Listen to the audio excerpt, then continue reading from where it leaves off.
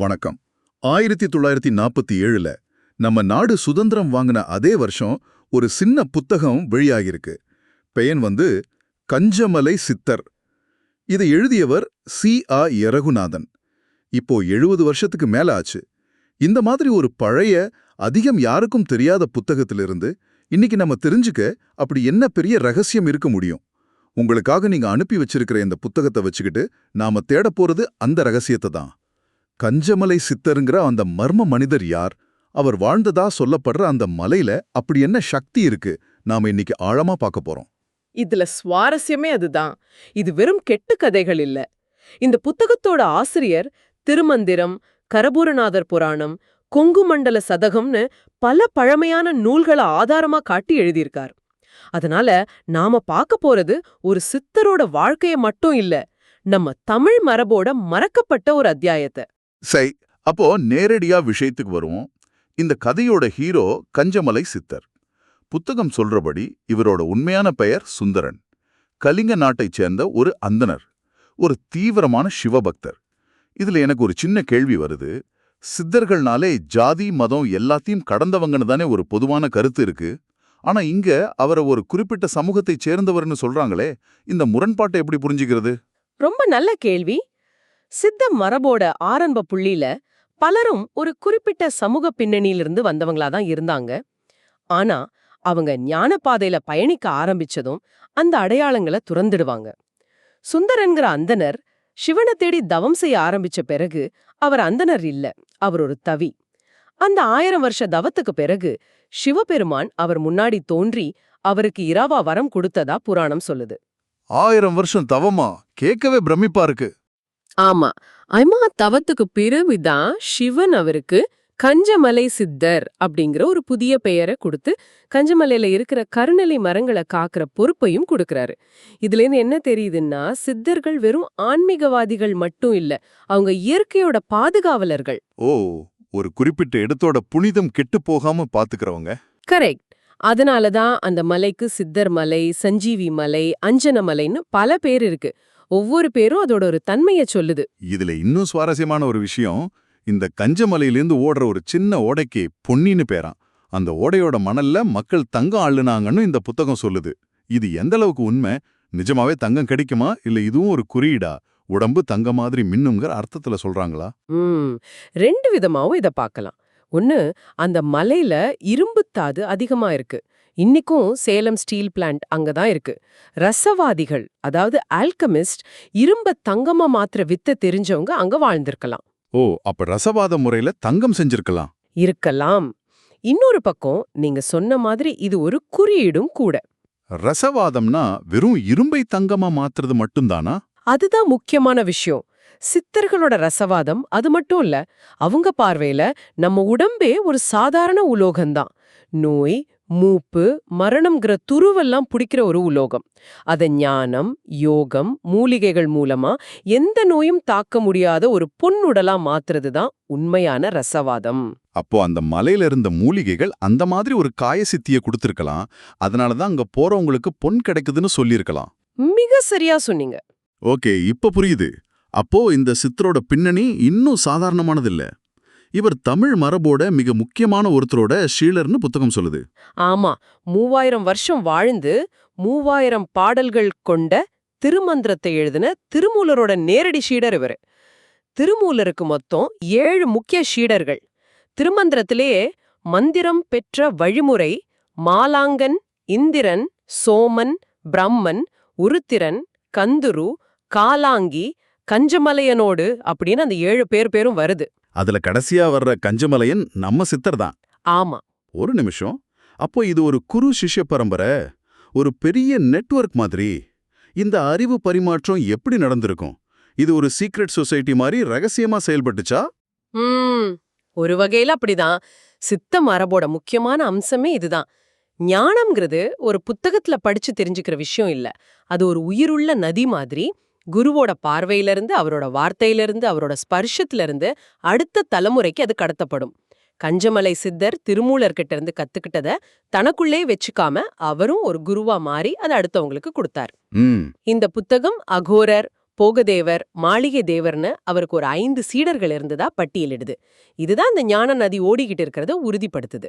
நீங்க திருமூலரோட தொடர்பு படுத்தும்போது இவர் சைவ சித்தாந்த மரபை சேர்ந்தவர்னு சொல்றீங்க. சைவ சித்தாந்தம்னா என்ன? சித்தர்களோட பாதை அதிலிருந்து எப்படி வேறுபடுது, இல்ல எப்படி இணையுது? சைவ சித்தாந்தம்ங்கிறது ஒரு தத்துவப் பள்ளி. அது கோயில், ஆகம விதிகள், பூஜை முறைகள்னு ஒரு கட்டமைக்கப்பட்ட வழிபாட்டு முறைய சொல்லும். ஆனா சித்தர்களோட பாதை கொஞ்சம் வித்தியாசமானது.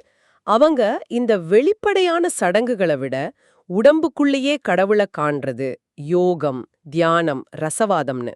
ஒரு இன்வர்ட் ஜேர்னி. ஆமா, அந்த உள்ள நோக்கிய பயணத்துக்கு அதிக முக்கியத்துவம் கொடுப்பாங்க. ஆனா 2 பேரோட இறுதி குறிக்கோளும் சிவனை அடையிறது தான். அதனால கஞ்சமலை சித்தர் சைவ சித்தாந்த மரபுல இருந்து வந்தாலும் அவர் தேர்ந்தெடுத்த பாதை சித்தர்களோட பாதை. சரி, இந்த சித்திர பத்தின கதைகளுக்குள்ள போகலாம். இந்த புத்தகத்துல வர ஒரு கதை, ஒரு வயசானவர் திடீர்னு இளைஞனா மாறின கதை. மூலன்னு ஒரு குருவும் நரை திரை மூடி ரொம்ப வயசான அவரோட சீடரும் காயசித்தி மூலிகை தேடி கஞ்சமலைக்கு வராங்க. காயசித்தினா உடலை அழியாம இளமையா வச்சுக்கிற மூலிகை, சரிதானே? சரிதான். கரபுரநாதர் புராணம் இந்த கதையை ரொம்ப அழகா விவரிக்குது. குரு மூலிகை தேடி காட்டுக்குள்ள போனதும் சீடருக்கு பயங்கர பசி. அதனால சாப்பாடு செய்ய ஆரம்பிக்கிறார். சமைச்சுக்கிட்டேயே பக்கத்துல கிடந்த ஒரு குச்சியை எடுத்து சோத்த கிளறாரு. கிளர்னதும் வெள்ளை வெளேர்னு இருந்த சோறு மொத்தமும் கண்ணங்கரல்னு மாறிடுது. ஆமா, ஐயோ, குரு திரும்பி வந்து பார்த்தா என்ன சொல்வாரோன்னு பயந்து அந்த கருப்பு சோறு முழுசையும் சீடரே சாப்பிட்டுடுறாரு. ஆனா சாப்பிட்டதுக்கு அப்புறம் நடந்தது தான் நம்பவே முடியல. அந்த வயசான சீடர் ஒரு 16 வயசு பையன் மாதிரி அவ்ளோ இளமையா அழகா மாறிடுறார். ஆமா, மூலிகை தேடி போன குரு திரும்பி வந்து பாக்குறாரு. அவரோட சீடனை காணோம். அங்க ஒரு இளைஞன் நிக்கிறான். என் சீடனை பாத்தியான்னு கேட்க அந்த இளைஞன், குருவே, நான் தான் உங்க சீடன், இப்படி மாறிட்டேன்னு நடந்ததெல்லாம் சொல்றான். குருவுக்கு கோவமோ ஆச்சரியமோ ஒன்னா வருது. அந்த சோத்த உடனே வாந்தி எடுன்னு சொல்றாரு. ஆனா சீடன், நான் சோத்த கிளேர்ன குச்சியை அடுப்புல போட்டுட்டேனேன்னு சொல்றான். குரு உடனே அடுப்புல எரிஞ்சுகிட்டு இருந்த குச்சியை எடுத்து மீதம் இருந்த கருகின சோத்துல போட்டு சாப்பிடுறார். அவரும் இளைஞரா மாறிடுறார். புராணம் இந்த இடத்துல தோளாரவர் இவர்கள் தம்மை சுந்தரப்பாளரானார் அப்படின்னு சொல்லுது. அதாவது 2 பேரும் அழகான இளைஞர்களா ஆகிட்டாங்க. இப்போ இந்த கதையை அப்படியே நேரடியா எடுத்துக்கலாமா? ஒரு குச்சி சோத்த கிளேர்னா உடம்பு மாறுமா? இதுக்குள்ள இருக்கிற உண்மையான அர்த்தம் என்ன? இதுதான் முக்கியமான கேள்வி. இது வெறும் உடல் மாற்றம் சம்பந்தப்பட்ட கதை இல்ல. இது ஒரு ஆழமான குறியீடு. அந்த மூலிகை குச்சிங்கிறது ஞானம், குரு தேடி போன ஞானம். சரி.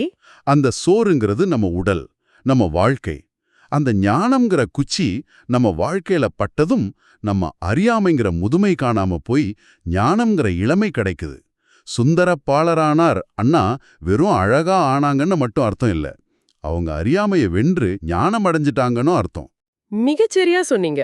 அந்த உருமாற்றம்ங்கிற வார்த்தை ரொம்ப முக்கியம். அந்த மாற்றம் தற்செயலா நடக்குது. சீடன் பசியில, பயத்துல அத சாப்பிடுறான். சில சமயம் ஞானம் நமக்கு அப்படிதான் கிடைக்கும். நாம தேடி போகாம ஒரு நெருக்கடியான சூழல்ல ஒரு தற்செயலான நிகழ்வுல கிடைக்கும். ஆமா, குரு அதை தேடி போய் அடைய பார்க்கறாரு. சீடனுக்கு அது இயல்பா கிடைக்குது. இதுல ஒரு அழகான தத்துவம் இருக்கு. கரெக்ட். ஒரு மனித உடலையே மாத்திர சக்தி ஒரு பக்கம், ஆனா சாகா வரத்தைய சர்வசாதாரணமா இன்னொருத்தருக்கு கொடுக்கற மனசு, அதுதான் அதியமான் கதையோட உச்சம் இல்லையா? ஆமா. அடுத்ததா நாம பார்க்க போற கதை அதுதான். நம்ம எல்லாருக்கும் தெரிஞ்ச கதை. தகடூர் ஆண்ட மன்னன் அதியமான் ஔவைக்கு நெல்லிக்கனி கொடுத்த கதை. ஆனா அந்த நெல்லிக்கனி கஞ்சமலையிலிருந்து கிடைச்சதுன்னு இந்த புத்தகம் சங்க இலக்கிய சான்றுகளோட சொல்லுது. எந்த இலக்கியத்தில் இதுக்கான சான்று இருக்கு? புறநானூர்ல ஔவையாரே அதியமான பார்த்து ஒரு பாட்டு பாடுறாங்க. தொன்னிலை பெருமலை விடரகத் தருமிசை கொண்ட சிறிலை நெல்லி தீங்கனி குறியாது ஆதல் நின்னகத் தடக்கி சாதல் நீங்க எமக்கீன் தனையே. இதுல வர்ற தொன்னிலை பெருமலை, அதாவது மிக பழமையான பெரிய மலை கஞ்சமலைன்னு இந்த புத்தகம் நிறுவுது. அந்த வரியோட அர்த்தம் என்ன? அந்த பழமையான பெரிய மலையோட உச்சியில கிடைச்ச சாகா வரம் தரும் அந்த நெல்லிக்கனிய, அதோட அருமை தெரிஞ்சும் நீ உண்ணாம சாகாம இருக்க எனக்கு குடுத்தியேன்னு ஔவையார் அதியமானோட பெருந்தன்மைய பார்த்து வியந்து பாடுறாங்க. ஒரு மன்னன் தன்னோட உயிரை விட ஒரு புலவரோட அறிவும் அவங்க மூலமா தமிழ் மொழியும் வாழணும்னு நினைச்சது நம்ம பண்பாட்டோட உச்சம். ஆமா. நினைச்சு பார்த்தா ஆச்சரியமா இருக்கு. இன்னைக்கு ஒரு அரசியல்வாதியோ இல்ல ஒரு பெரிய தலைவரோ தனக்கு கிடைச்ச ஒரு பெரிய ஆயுள் காப்பீட்டு பாலிசி ஒரு கவிஞருக்கோ விஞ்ஞானிக்கோ கொடுப்பாராங்கிறது சந்தேகம்தான். அந்த காலத்துல அறிவுக்கும் மொழிக்கும் எவ்வளவு பெரிய மதிப்பு இருந்திருக்கு. இதுல இன்னொரு சுவாரஸ்யமான உள்கதை இருக்கு. அந்த நெல்லிக்கனிய அதியமானுக்கு கொடுத்ததே கஞ்சமலை சித்தர் தான் ஒரு செவிவழி கதை உண்டு. ஓ, அப்படியா? அரசன் வேட்டைக்கு போனப்போ சித்தரை சந்திச்சு இந்த அரிய கனிய பெற்றதாகவும் சித்தர் அத அரசனுக்கு கொடுத்ததாகவும் சொல்லப்படுது. இது உண்மையான நமக்கு தெரியாது. ஆனா இது அந்த நிகழ்வுக்கு இன்னொரு ஆன்மீக பரிமாணத்தை கொடுக்குது. ஒரு சித்தர், ஒரு அரசன், ஒரு புலவர். ஞானம், அதிகாரம், கவிதை மூணும் ஒரே புள்ளியில இணையுது. அப்போ இந்த எல்லா கதைகள், தகவல்கள், ஆதாரங்கள் மூலமா நாம என்ன புரிஞ்சுக்கணும்? திருமூலரோட சீடர், மலைய காக்கும் காவலர், வயோதிகத்தை இளமையா மாத்துற ரசவாதி, அரசனுக்கு வழிகாட்டுற குருன்னு கஞ்சமலை சித்தருக்கு பல முகங்கள் இருக்கு. 1947ல வந்த ஒரு சின்ன புத்தகம் இவ்வளவு விஷயங்களை நமக்கு சொல்லுது. இந்த புத்தகம் இன்னைக்கு நமக்கு ஏன் முக்கியம்னா, இது ஆன்மீகம், மருத்துவம், தத்துவம், இலக்கியம், வரலாறுன்னு பல துறைகளை இணைக்கிற ஒரு பாலம். இது வெறும் நம்பிக்கைகளை பத்தினது மட்டும் இல்ல, அறிவோட தொடர்ச்சிய பத்தினது. ஒரு தலைமுறையோட அறிவு அடுத்த தலைமுறைக்கு எப்படியெல்லாம் கடத்தப்பட்டிருக்குன்னு காட்டுது.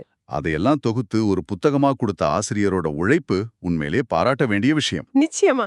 சரி, இவ்ளோ சக்தி வாய்ந்த சித்தருக்கு கஞ்சமலை உச்சில பெரிய கோயில் ஏவாது இருக்கா? இங்கதான் ஒரு ஆச்சரியமான விஷயம் இருக்கு. இந்த புத்தகம் சொல்றபடி மலை உச்சியில சித்தருக்குன்னு பெரிய கோயில் எல்லாம் எதுவும் இல்ல. அப்படியா? ஒரு திறந்த வெளியில சில சிலைகள் தான் இருக்கு. கரபுரநாதர் புராணம் படி சிவபெருமான் சித்தருக்கு வரம் கொடுக்கும்போது கலியுகத்தில் அரூபியாய் நின்று எம்மை பூசிப்பாய் அப்படின்னு சொல்றார். அரூபியாய் நின்று பூசிப்பாய், அதாவது உருவம் இல்லாம வழிபடுவாய்னு அர்த்தமா? ஆமா, கலியுகத்துல அவர் உருவத்தோட இருக்க மாட்டார். அரூப நிலையில, அதாவது கண்ணுக்கு தெரியாத ஒரு சக்தியா இருந்து சிவனை வழிபடுவார்னு அர்த்தம். இது ஒரு முக்கியமான கேள்வி எழுப்புது இல்லையா?